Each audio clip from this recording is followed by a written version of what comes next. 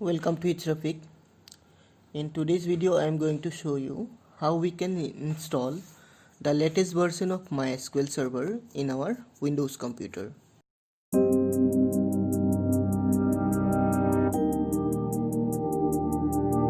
Type google.com. In google.com, inside search box type MySQL for Windows. Whatever you have, Windows 10, 7, and open the link, download MySQL installer.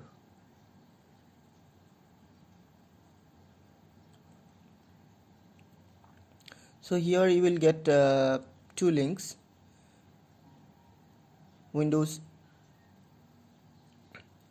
one is one is online installer, another one is offline installer. You can select any one. I'll suggest you to select second one. So you can select that one, download.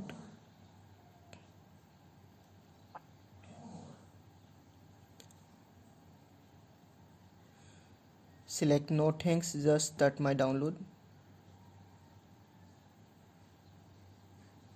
And click on save. Now it's downloading.